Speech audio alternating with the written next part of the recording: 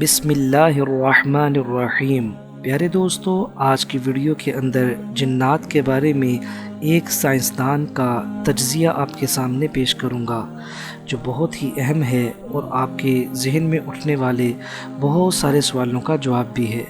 جنات اللہ تعالیٰ کے مخلوق ہیں، یہ ہمارا یقین ہے۔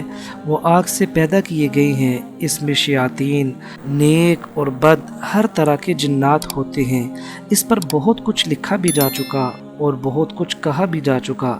پیارے دوستو، یہ ویڈیو اس بارے میں نہیں ہے۔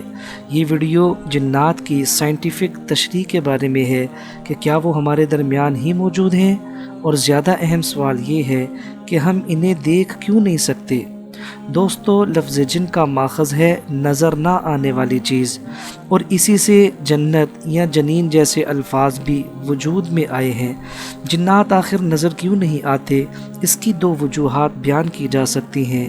پہلی وجہ یہ کہ انسان کا ویژن بہت محدود ہے۔ اللہ تعالیٰ نے اس کائنات میں جو الیکٹرو میگنیٹک اسپیکٹرم بنایا ہے، اس کے تحت روشنی 19 اقسام کی ہے، جس میں سے ہم صرف ایک قسم کی روشنی دیکھ سکتے ہیں جو 7 رنگوں پر مشتمل ہے۔ پیارے دوستو، میں آپ کو چند مشہور اقسام کی روشنیوں کے بارے میں مختصراً بتاتا ہوں۔ اگر آپ گاما ویژن میں دیکھنے کے قابل ہو جائیں تو آپ کو دنیا میں موجود ریڈیشن نظر آنا شروع ہو جائے گا۔ اگر آپ مشہور روشنی ایکس رے ویژن میں دیکھنے کے قابل ہوں تو آپ کے لیے موٹی سے موٹی دیواروں کے اندر دیکھنے کی اہلیت پیدا ہو جائے گی۔ اگر آپ انفراریڈ ویژن میں دیکھنا شروع کر دیں تو آپ کو مختلف اجسام سے نکلنے والی حرارت نظر آئے گی۔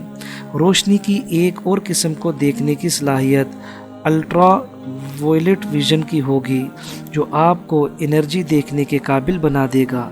اس کے علاوہ مائکرو ویو ویژن اور ریڈیو ویو ویژن جیسی کل ملا کر 19 قسم کی روشنیوں میں دیکھنے کی صلاحیت سپر پاور محسوس ہونے لگتی ہے۔ کائنات میں پائی جانے والی تمام چیزوں کو اگر 1 میٹر کے اندر سمو دیا جائے تو انسانی آنکھ صرف 300 میٹر کے اندر موجود چیزوں کو دیکھ پائے گی، جس کا آسان الفاظ میں مطلب ہے کہ ہم کل کائنات کا صرف 0.0000003% حصہ ہی دیکھ سکتے ہیں، جس کو آپ سمجھنے کے لیے کہہ سکتے ہیں کہ آٹے میں نمک کے برابر۔ یعنی انسانی آنکھ پوری دنیا کے اعتبار سے صرف اور صرف اتنا ہی دیکھ سکتی ہے جس طرح آٹے میں نمک کے برابر ہو۔ انسانی آنکھ کو دکھائی دینے والی روشنی ویزیبل لائٹ کہلاتی ہے، اور یہ الٹرا وائلٹ اور انفراریڈ کے درمیان پایا جانے والا بہت چھوٹا سا حصہ ہے۔ ہماری ہی دنیا میں ایسی مخلوقات ہیں جن کا ویژول سپیکٹرم ہم سے مختلف ہے۔ مثال کے طور پہ مختلف جانور، سانپ وہ جانور ہے جو انفراریڈ میں دیکھ سکتا ہے، ایسے ہی شہد کی مکھی الٹرا وائلٹ میں دیکھ سکتی ہے۔ دنیا میں سب سے زیادہ رنگ مینٹس شپرم کی آنکھ دیکھ سکتی ہے۔ الو کو رات کے گھپ اندھیرے میں بھی ویسے رنگ نظر آتے ہیں جیسے انسان کو دن میں۔ امریکن کک نامی پرندہ ایک ہی وقت میں 180 ڈگری کا منظر دیکھ سکتا ہے، جبکہ گھریلو بکری 320 ڈگری تک کا ویو دیکھ سکتی ہے۔ درختوں میں پایا جانے والا گرگٹ ایک ہی وقت میں 2 مختلف سمتوں میں دیکھ سکتا ہے، جبکہ افریقہ میں پایا جانے والا پرونگز نامی ہرن ایک صاف رات میں سیارے سیٹرن کے دائرے تک دیکھ سکتا ہے۔ اب آپ اندازہ کر سکتے ہیں کہ انسان کی دیکھنے کی حس کس قدر محدود ہے، اور وہ اکثر ان چیزوں کو نہیں دیکھ پاتا جو جانور دیکھتے ہیں۔ مثال کے طور پہ حدیث پاک سے آپ کے سامنے ایک حوالہ پیش کرتا ہوں۔ ترمذی شریف کی حدیث نمبر 3459 کے مطابق نبی کریم صلی اللہ علیہ وسلم نے فرمایا، جب تم مرغ کی آواز سنو تو اس سے اللہ کا فضل مانگو، کیونکہ وہ اسی وقت بولتا ہے جب فرشتے کو دیکھتا ہے، اور جب گدھے کے رینگنے کی آواز سنو تو شیطان مردود سے اللہ کی پناہ مانگو، کیونکہ اس وقت وہ شیطان کو دیکھ رہا ہوتا ہے۔ دوستو، جب میں نے مرغ کی آنکھ کی ساخت پر ذرا غور کیا تو مجھے یہ جان کر حیرت ہوئی کہ مرغ کی آنکھ انسانی آنکھ سے 2 باتوں میں بہت بہتر ہے۔ پہلی بات کہ جہاں انسانی آنکھ میں 2 قسم کے لائٹ ریسیپٹرز ہوتے ہیں، وہاں مرغ کی آنکھ میں 5 قسم کے لائٹ ریسیپٹرز ہیں۔ اور دوسری چیز فوویا، جو انتہائی تیزی سے گزر جانے والی کسی چیز کو پہچاننے میں آنکھ کی مدد کرتا ہے، جس کی وجہ سے مرغ ان چیزوں کو دیکھ سکتا ہے جو روشنی دیں اور انتہائی تیزی سے حرکت کریں۔ اور اگر آپ گدھے کی آنکھ پر تحقیق کریں تو آپ دیکھیں گے کہ اگرچہ رنگوں کو پہچاننے میں گدھے کی آنکھ ہم سے بہتر نہیں ہے، لیکن گدھے کی آنکھ میں روڈز کے ریشو کہیں زیادہ ہے، اور اسی وجہ سے گدھا اندھیرے میں درختوں اور سائے کو پہچان لیتا ہے۔ یعنی آسان الفاظ میں گدھے کی آنکھ میں اندھیرے کو پہچاننے کی صلاحیت ہم سے کہیں زیادہ ہے۔ البتہ انسان کی سننے کی حس اس کی دیکھنے کی حس سے بہتر ہے، اگرچہ دوسرے جانوروں کے مقابلے میں پھر بھی کم ہے۔ مثال کے طور پہ نیولے نما جانور بجو کے سننے کی صلاحیت سب سے زیادہ، یعنی 16 ہرٹز سے لے کر 45,000 ہرٹز تک ہے، اور انسان کی اس سے تقریباً آدھی، یعنی 20 ہرٹز سے لے کر 20,000 ہرٹز تک۔ اور شاید اسی لیے جو لوگ جنات کے ساتھ ہوئے واقعات رپورٹ کرتے ہیں وہ دیکھنے کی بجائے سرگوشیوں کا زیادہ ذکر کرتے ہیں۔ ایک سرگوشی کی فریکوینسی تقریباً 150 ہرٹز ہوتی ہے، اور یہی وہ فریکوینسی ہے جس میں انسان کا اپنے ذہن پر کنٹرول ختم ہونا شروع ہوتا ہے۔ اس کی واضح مثال ASMR تھراپی ہے، جس میں 100 ہرٹز کی سرگوشیوں سے آپ کے ذہن کو ریلیکس کیا جاتا ہے۔ اس ویڈیو کے شروع میں میں نے جنات کو نہ دیکھ پانے کی 2 ممکنہ وجوہات کا ذکر کیا تھا، جن میں سے ایک تو میں نے بیان کر دی، لیکن دوسری بیان کرنے سے پہلے میں ایک چھوٹی سی تھیوری سمجھانا چاہتا ہوں۔ سن 1803 میں ڈالٹن نامی سائنسدان نے ایک تھیوری پیش کی تھی کہ کسی مادے کی سب سے چھوٹی اور نہ نظر آنے والی کوئی اکائی ہوگی، اور ڈالٹن نے اس اکائی کو ایٹم کا نام دیا۔ اس بات کے بعد 100 سال گزرے جب تھامسن نامی سائنسدان نے ایٹم کے گرد مزید چھوٹے ذرات کی نشاندہی کی، جنہیں الیکٹرونز کا نام دیا گیا۔ پھر 7 سال بعد ایک اور سائنسدان نے ایٹم کے نیوکلیس کا اندازہ لگایا۔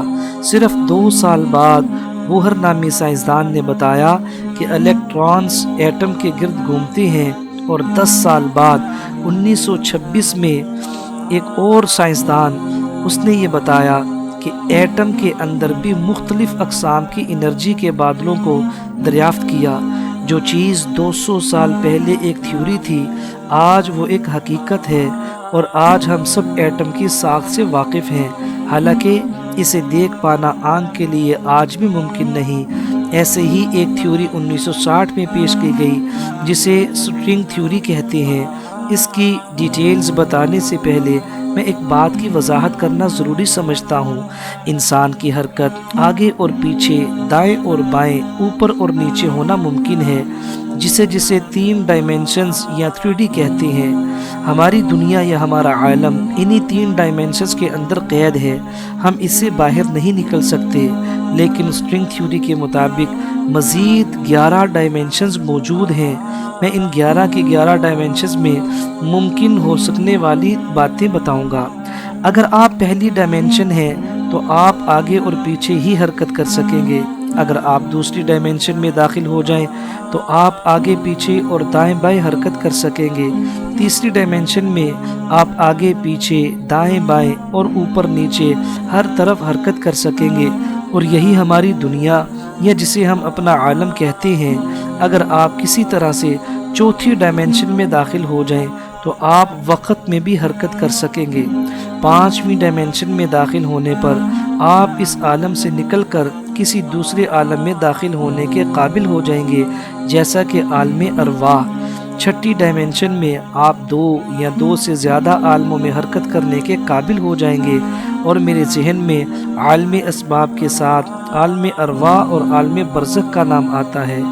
7ویں ڈائمینشن آپ کو اس قابل بنا دے گی کہ اس عالم میں بھی جا سکیں گے جو کائنات کی تخلیق سے پہلے، یعنی بگ بینگ سے بھی پہلے تھا۔ 8ویں ڈائمنشن آپ کو تخلیق سے پہلے کے بھی مختلف عالموں میں لے جانے کے قابل ہوگی۔ 9ویں ڈائمنشن ایسی عالموں کا سیٹ ہوگا جس میں سے ہر عالم میں فزکس کے قوانین ایک دوسرے سے مکمل مختلف ہوں گے۔ ممکن ہے کہ وہاں کا ایک دن ہمارے 50,000 سال کے برابر ہو۔ اور آخری اور 10ویں ڈائمنشن، اس میں آپ جو بھی تصور کر سکتے ہیں، جو بھی سوچ سکتے ہیں اور جو بھی آپ کے خیال میں گزر سکتا ہے، اس ڈائمنشن میں وہ سب کچھ ممکن ہوگا۔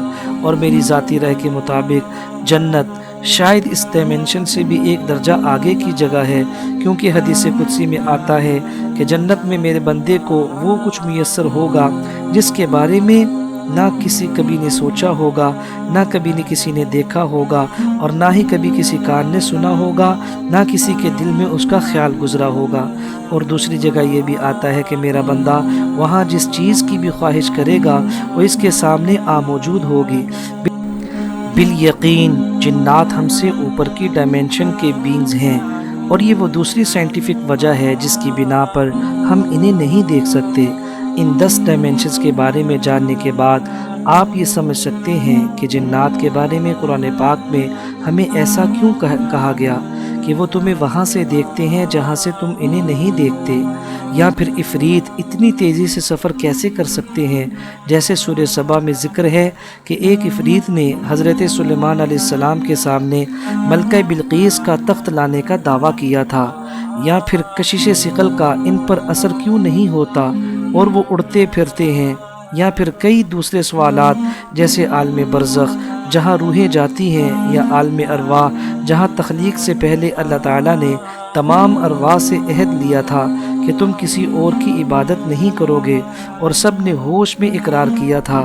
یا قیامت کے روز دن کیسے مختلف ہوگا، یا شہداء کی زندگی کس عالم میں ممکن ہے، ان تمام عالموں یعنی عالم برزخ، عالم ارواح یا عالم جنات کے بارے میں تحقیقی طور پر سوچنا ایک بات ہے، لیکن جس چیز نے ذاتی طور پر میرے دل کو چھوا وہ سورہ فاتحہ کی ابتدائی آیت ہے، الحمدللہ رب العالمین، تمام تعریفیں اس اللہ کے لیے جو تمام عالموں کا رب ہے۔ پیارے دوستو، یہ وہ وجوہات تھیں جس کی بنا پر ہم یہ سمجھ سکتے ہیں کہ ہم جنات کو نہیں دیکھ سکتے، لیکن ان کے وجود کو ماننا یہ ہمارے ایمان کا حصہ ہے۔ ہم اپنی آنکھوں کے ساتھ اور بھی بہت ساری چیزوں کو نہیں دیکھ پاتے جو کہ آج کل سائنٹیفک طور پہ موجود ہیں، تو نہ دیکھنا نہ ہونے کی دلیل کبھی بھی نہیں بن سکتا۔ ایسا نہیں ہے کہ جس چیز کو ہم دیکھ نہ سکیں وہ چیز حقیقت میں بھی موجود نہ ہو، جیسے بہت سارے جراثیم اور بہت ساری ایسی چیزیں جو مائکروسکوپ کے علاوہ ہماری آنکھوں کو نظر نہیں آتی، جبکہ وہ چیزیں ساری موجود ہیں۔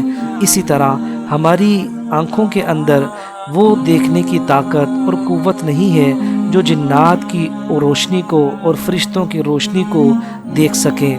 دوستو، اگر آپ کو یہ ویڈیو اچھی لگی ہے تو آپ اس کو لائک بھی کر دیں، آگے شیئر بھی کر دیں، اور اگر ہمارے چینل پر نئے ہیں تو جلدی سے سبسکرائب کر لیں تاکہ ہر نئی آنے والی ویڈیو آپ تک بآسانی پہنچ سکے۔ السلام علیکم ورحمۃ اللہ وبرکاتہ۔